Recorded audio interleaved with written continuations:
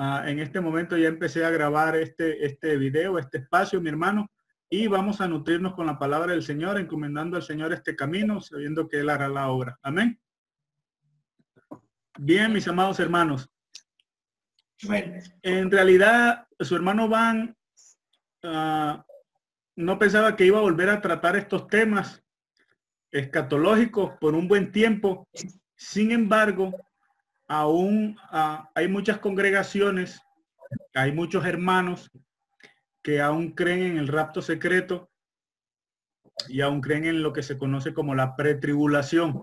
Hay iglesias enteras, denominaciones grandísimas que aún creen esto. Entonces, la idea que nosotros tenemos es empezar con este medio tecnológico a tratar el tema de la pretribulación, fundamentarnos, tener herramientas y ya luego expandirnos y tratar el tema de la escatología bíblica. Mi deseo es que conozcan toda la escatología bíblica, no solamente la que nos conviene a nosotros o la que nosotros enseñamos, sino conocer todo el panorama, conocer el panorama premilenial, postmilenial y el amilenialismo. Las iglesias que tienen por costumbre estudiar mucho son más de corte amilenial. Las iglesias que son más de corte carismático o espiritual usualmente tienden más al premilenialismo. Entonces, mis amados hermanos, quería iniciar con eso porque dependiendo en qué círculo de hermanos se mueva, usted va a escuchar o no va a escuchar sobre la pretribulación o el llamado rapto secreto. Entonces, voy a comentarles una historia, mis amados hermanos. Permítanme a ver si la encuentro por acá. Esa historia se llama El Gran Chasco y está basado en un acontecimiento que ocurrió aproximadamente vamos a ver si lo encuentro por acá y les comparto pantalla, ya que estuvimos probando estas herramientas. Permítanme un segundo. Acá está, el Gran Chasco. Bien, el Gran Chasco, mis amados hermanos, es un suceso que ocurrió en el movimiento millerista o millerista. Es un grupo religioso del siglo XIX que estuvo a cargo el señor William Miller, de ahí que se le llama movimiento millerista. William Miller nació en 1782 y murió en 1849. Él concluyó por medio de un estudio de las cronologías basadas en la Biblia, que el Señor Jesucristo volvería a la tierra cerca de 1843. Entonces, pues sus seguidores luego refinaron la fecha y la colocaron como que el Señor venía el 22 de octubre de 1844. Fíjese esto, 22 de octubre de 1844, cuando ellos consideraban que era el día señalado en la Biblia que el Señor Jesús iba a aparecer. Bien, resulta y pasa que el Señor Jesús no apareció en la fecha que ellos esperaban. ¿Qué sucedió? Que muchos milleristas abandonaron el grupo y luego, pues eso dio paso a la disolución. Muchos se fueron. Muchos otros continuaron, pues todavía bajo la influencia de este señor William Miller. Y cuando el Señor Jesús no volvió a aparecer en una nueva fecha, pues entonces muchos abandonaron el movimiento. De hecho, este suceso se llama el Gran Chasco. Lo pueden buscar así como el Gran Chasco. Y pues dio al traste con la fe de muchas personas. Ahora bien, ¿por qué el suceso del Gran Chasco es tan importante en la historia? Porque si no se enseñan correctamente estos temas, esto va a dar al traste con la fe de muchas personas. No sé si ustedes han escuchado una serie de películas que se llaman Left Behind, dejados atrás en español. De hecho, una de las últimas películas cuenta con la participación de Nicolas Cage, un famoso actor. Y pues allí en esas películas de Left Behind se hace alusión a lo que va a pasar en la tierra cuando algunos se vayan en el supuesto rapto y otros se queden. Pues hemos visto las imágenes de la ropa en la silla, que supuestamente se fueron y la ropa quedó tirada. Hemos visto que el que iba conduciendo el carro se desapareció y luego pues el carro se accidentó. En fin, son muchos ejemplos. Resulta y sucede que esa enseñanza dice que cuando sucede el rapto secreto y se vayan, muchas personas van a quedar en la tierra, muchos creyentes quiero decir, y que luego estos creyentes inevitablemente todos van a morir en las manos de un perseguidor que se identifica como el anticristo o el inicuo. Es este punto el que llamó la atención y el que motivó hace algunos años a una pequeña investigación bíblica para ver qué dicen los textos exactamente sobre ese tema. Llama la atención, mis amados hermanos, que no existe ningún versículo bíblico en la escritura que hable de unos dejados atrás. Cuando se le pregunta a los más famosos defensores de esta teoría como Jack Van Impe, así que lo recuerde rápido, Jack Van Impe, creo que Tim LaHaye en Estados Unidos y algunos otros, ¿dónde están los versos que hablan de los dejados? Nunca se los van a proporcionar porque no existe ningún versículo que hable sobre unos supuestos dejados atrás y mucho menos de que exista, por decirlo de alguna manera, que ellos tienen que dar la vida para ser salvos. Es como si fuese una salvación por obras, lo que nuevamente contraría las escrituras. Las escrituras son claras al decir que la salvación es solamente por gracia del Señor, no hay obra del ser humano. Aunque la fe, no, luego que tengamos fe, lógicamente vamos a tener obras por consecuencia, pero no son las obras los que determinan nuestra salvación. Entonces, quiero compartir con ustedes pantalla una imagen que tengo acá a la mano para que noten un momento. Esta fue una imagen que hicimos hace algún tiempo cuando hacíamos charlas y debates por internet. ¿Sí pueden verla mis hermanos allí? Un hermano que abre el micrófono y me confirme. Sí. Gloria a Dios, mis amados hermanos. Esta imagen dice así: he escuchado a muchos pretribulación decir que al quedarse en el rapto secreto de Darby, en próximas reuniones, mis hermanos, les voy a dar toda la historia de cómo se crea la pretribulación. Por hoy quise empezar con algunos versos bíblicos como para ir calentando motores, pero en una próxima ocasión vamos a desarrollar toda la historia. Yo tengo toda la historia y tengo también algunos apuntes que hicieron los que hacían parte de ese movimiento. Algunos eran muy doctos y fueron documentando lo que sucedía en el movimiento. Solamente les puedo decir que John Nelson Darby vivió en el siglo XIX y pues él es la primera persona que menciona un rapto secreto. Nunca en 2000 años nadie habló de esto hasta que llegó John Nelson Darby, pero la historia se la amplió en una próxima ocasión. Entonces, la escritura dice así, Apocalipsis capítulo 13, versículo 10. Lo voy a colocar acá en la pantalla, mis amados hermanos, para leerlo. Voy a compartir el versículo. Apocalipsis capítulo 13, versículo 10. Ok. Voy a ampliar la imagen, mis amados hermanos, para que lo puedan ver allá. Y dice de la siguiente manera.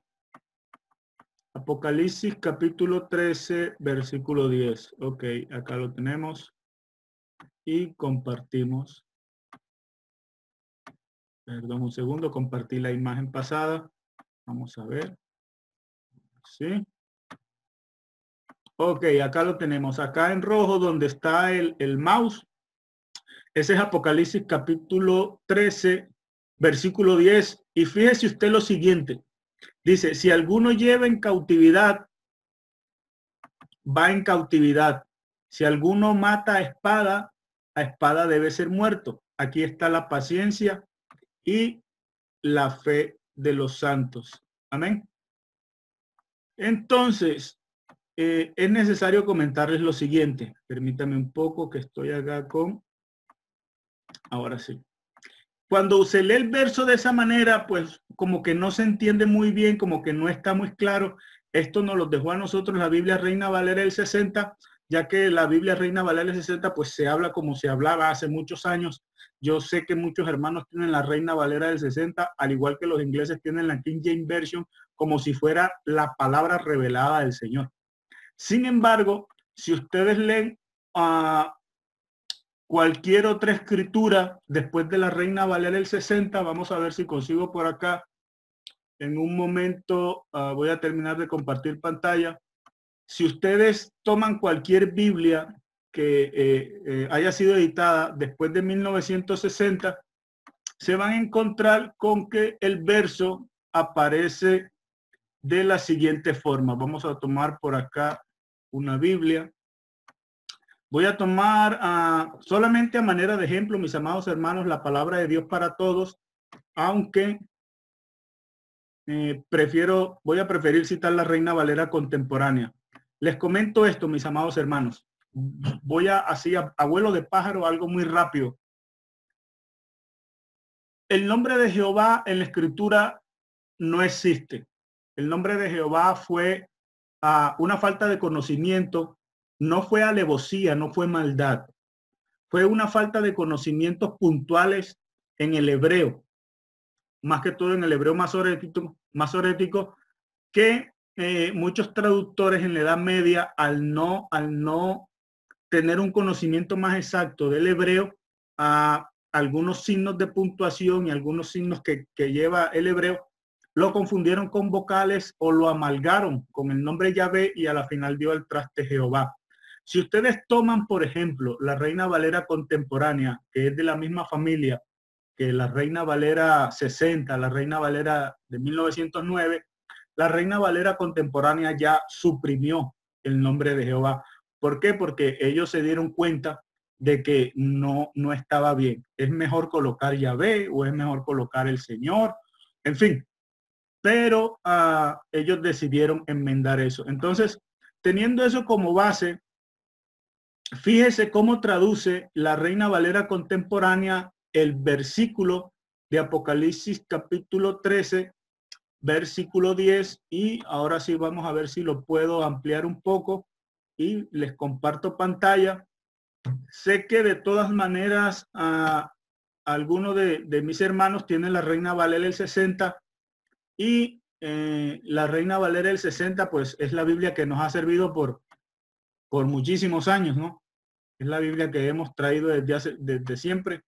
De hecho, le dicen la Biblia de los cristianos porque al igual que la Reina Valera 60 para nosotros, sería la King James Version para los ingleses y a veces consideramos que esa es la única palabra del Señor. Voy a compartir en este momento pantalla, mis hermanos, para que vean cómo queda el versículo con un conocimiento más pleno del lenguaje hebreo. En estos momentos lo tenemos allí. Y fíjese cómo dice Apocalipsis capítulo 13, versículo 10. Dice, el que deba ir al cautiverio irá.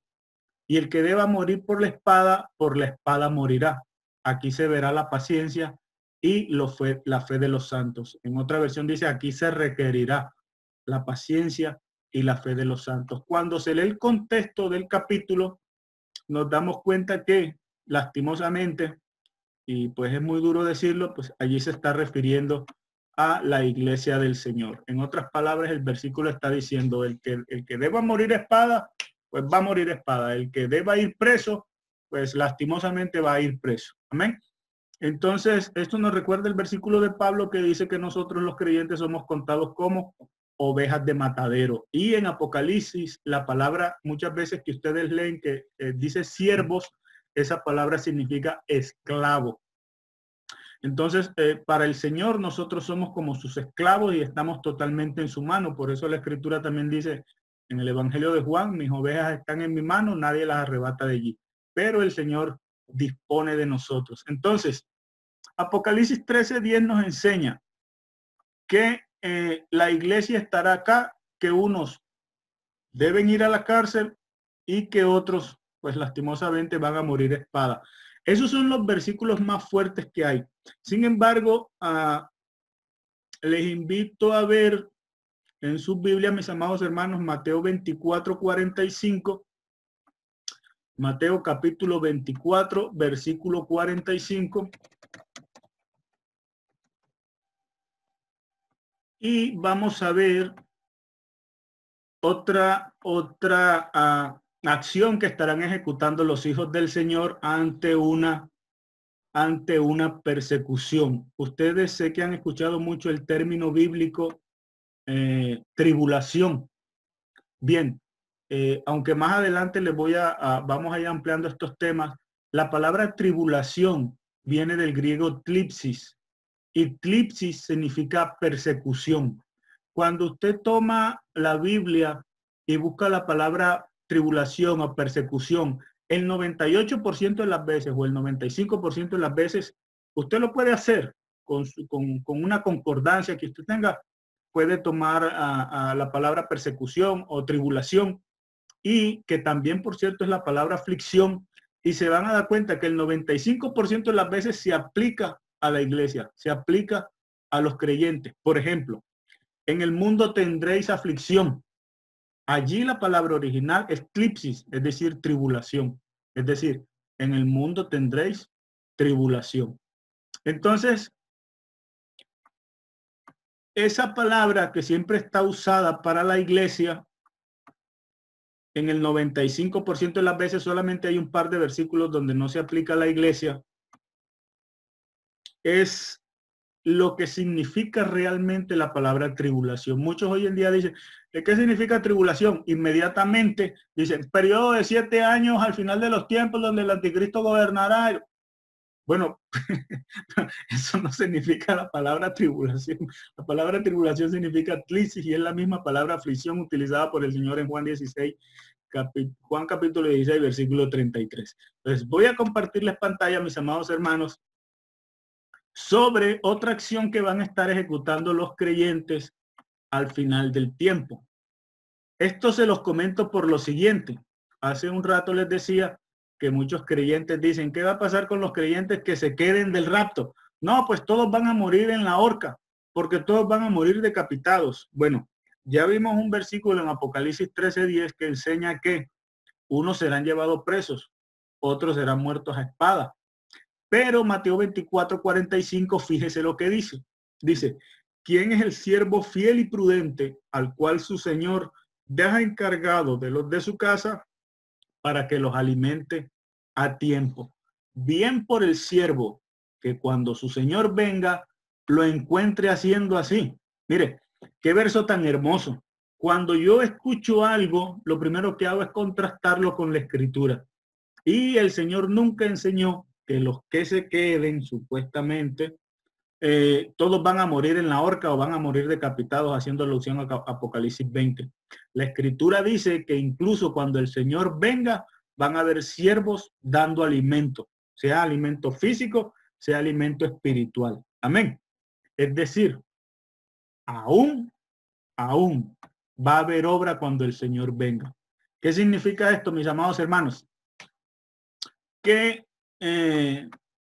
permítame, le doy paso a mi hermano Dagoberto Londoño.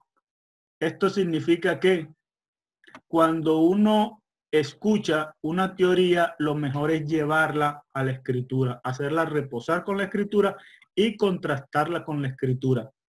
Vamos a otro versículo, mis amados hermanos, que está para que nos demos cuenta que van a haber muchas personas vivas, y es algo que no les cuadraba mucho en la anterior teoría.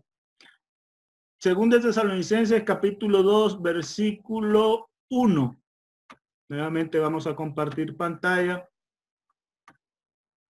y lo tenemos acá en esta parte superior. Hermanos, con respecto a la venida de nuestro Señor Jesucristo y nuestra reunión con Él. Es decir, para Pablo, Muchos creyentes se iban a reunir cuando el Señor llegase. Esto echa por tierra de que entonces todos los creyentes iban a estar muertos porque algunos se fueron de pachanga celestial 7 años antes. Muchos van a estar vivos cuando el Señor Jesús regrese, según de Tesalonicenses capítulo 2, versículo 1. Ahora bien, tenemos 3 versículos que son representativos de lo que va a suceder con los creyentes, pero, y un sin embargo, es que no va a afectar de manera general a todos los creyentes. Fíjense esto, mi amado hermano. Ustedes todos han visto lo que ha sucedido con este tema de los pastores que de pronto cometieron ¿cuál sería la palabra? De la falta de delicadeza de pedir los diezmos por el Face. Y ya vieron toda la polvareda que se armó.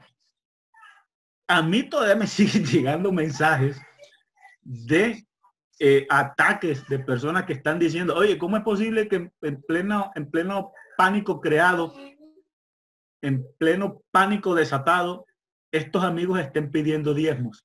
Pues yo comprendo a mis hermanos pastores de que ellos viven muchas veces de las ofrendas de los hermanos. Sin embargo, es una indelicadeza publicarlo por el Face porque se van a someter a este tipo de ataques. Amén. Entonces, imagínese por un momento que eso se recrudeciera o se complicase. Eso daría paso a una persecución de la iglesia.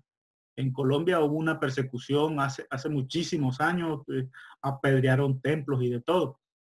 Ahora, como la palabra tribulación significa, o en griego eclipsis, y significa persecución, aflicción, opresión, pues entonces tenemos que lo que se conoce como la gran tribulación no es más que una gran persecución sobre la iglesia. Amén. Eso es lo que significa. Si la gran tribulación no fuera para el pueblo del Señor, pues no se llamase tribulación o no se llamara aflicción. Tuviese otro nombre. Por ejemplo, si solamente se aplicara al mundo, pues entonces fuera el gran castigo. Pero nosotros tenemos la gran tribulación y también tenemos la ira del Señor. Son dos acontecimientos totalmente diferentes y más adelante vamos a ver que la ira del Señor no ocurre en un espacio de 7 años. La ira del Señor bíblicamente es un solo día y tenemos todos los versículos para probarlos. ¿Por qué les comento todo esto, mis amados hermanos? Porque de desatarse una persecución contra la iglesia dentro de, especulemos, 50 años, 100 años, 200 años, no a todos los va a cobijar, no a todos los va a afectar de la misma manera. Por ejemplo, sé que ustedes han escuchado que en África el tema del coronavirus pues está relegado a un segundo plano. Allá no hay. En algunas islas del Caribe, islas muy pequeñas, tampoco había llegado. Ahora, imaginémonos que se desata una persecución a nivel mundial. Y hay muchos hermanos viviendo en las montañas, en sus fincas, o viviendo por allá en África. A ellos no les va a afectar igual que le va a afectar de pronto a una persona que vive en Francia, en España, en plena ciudad. Amén. O a los que vivamos en ciudades principales de cada uno de nuestros países. Pues a uno los va a afectar de una manera y a otros de otra. Por ejemplo, ahora que estuvo la crisis que está en plena crisis, el tema del coronavirus en Colombia, hubo un hermano que bautizamos en Colombia, que él tiene una finca muy bonita. Y otro hermano que asistía a los cultos también, él también tiene una finca. Le narro los dos ejemplos, estos dos casos. Uno de ellos dos pudo irse antes que se desatara la cuarentena por el coronavirus para la finca. Y el otro hermano que bautizamos, pues no se pudo ir para la finca. Entonces le tocó quedarse la cuarentena y vivirla dentro de su apartamentito, un apartamentito pequeño, aproximadamente unos 40 metros cuadrados. Entonces, fíjense cómo van a ser las situaciones. Al hermano que esté en la finca, pues tal vez no le va a afectar demasiado una persecución, salvo esconderse, salvo cuidarse mucho. va a poder tener provisión de alimentos, mientras que el hermano que esté en la ciudad y la persecución no solamente se prolongue, sino que se intensifique, pues él la va a sufrir mucho más. Entonces, fíjese cómo va a tomar a unos y a otros. Por eso la Escritura dice, unos van presos, otros serán muertos, otros están predicando, están dando alimento. Amén. Y todos conocemos el versículo de Mateo capítulo 24. Mateo capítulo 24 y el versículo es exactamente versículo 15 y 16. Por tanto, cuando en el lugar santo vean la abominación desoladora de la que habló el profeta Daniel, el que le entienda, los que estén en Judea, miren lo que dice el Señor, huyan a los montes. Esto concuerda con el versículo de el avisado ve el mal y se aparta. ¿Ves que viene el mal sobre Judea? ¿Ves que se viene una guerra, algún problema? Huye a los montes. El que esté en la azotea no baje para llevarse algo de la casa. ¿Por qué la Biblia habla de una azotea? Voy a compartir pantalla. ¿Por qué la Biblia habla de una azotea en las casas? Simple y sencillamente porque en aquella época las construcciones pues eran diferentes a las de nosotros. Estamos aquí en Mateo 24, 17. El que esté en la azotea no baje para llevarse algo de su casa, porque las casas en aquella época eran casas de un solo piso y el techo era básicamente de barro o de un material que se endurecía. De hecho, ahí crecía a veces plantas, ahí crecían flores o frutos. Esa era la azotea. Entonces, si está allá arriba en la azotea, no baje para llevarse algo de su casa, porque ya quedó sorprendido. El que esté en el campo, bueno, no vuelva atrás a tomar su capa. Es decir, porque en aquella época había que arremangarse un poquito la túnica, subirse un poquito la falda de la túnica. Por cierto, los hombres y mujeres ambos utilizaban túnica, es decir, ambos utilizaban como falda. Entonces, lo que está diciendo el verso es, ya no vuelvas. Estás en el campo, quédate allá. Hay de las que estén en cinta y de las que estén amamantando, pues porque para ellos va a ser muy, muy fuerte lo que se está viviendo. Pídanle a Dios que no tengan que vivir en invierno ni en día de reposo. En invierno, ¿por qué? Porque en invierno en Jerusalén a veces hay mucha nieve, pues no va a poder escapar. Si es muy profunda la nieve, no va a poder, como se dice en términos de escalada, no va a poder abrir huella. Al no poder abrir huella, pues, o con nieve hasta las rodillas, no va a poder caminar mucho. Aparte de eso, en día de reposo, ustedes conocen el versículo que dice que en día de reposo no se podía caminar mucho, entonces no habría forma de escapar. Entonces, fíjense, mis amados hermanos, cómo existen varios versos que enseñan la situación de creyentes ante una eventual persecución. No existe aquello de todos van a morir decapitados. No.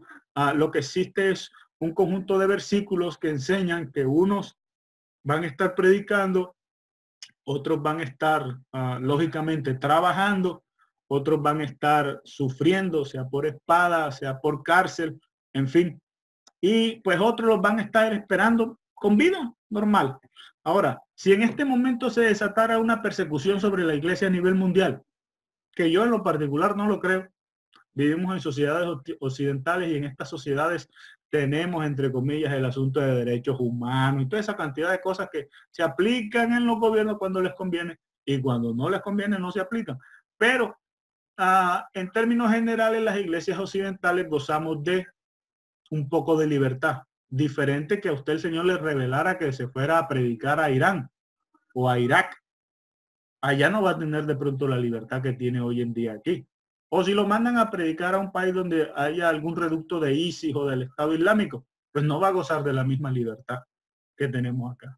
Más adelante vamos a ampliar el tema de que la iglesia no puede ser tocada. En realidad a la iglesia la están tocando y la están despeinando desde que se predica el evangelio. En las primeras páginas de la escritura hay persecución.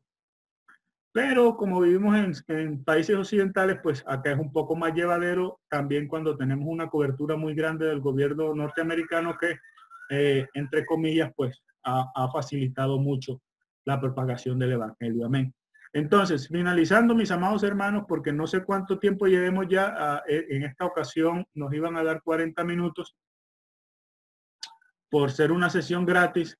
Finalizando, un primer peldaño de conocimiento es que la Escritura nunca enseña que los creyentes van a morir todos decapitados, como enseña el rapto pretribulación.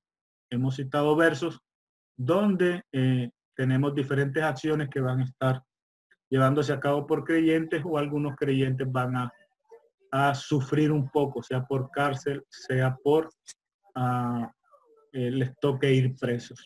El Señor nos guarde y nos cuide. Bien, mis amados hermanos, en este momento terminamos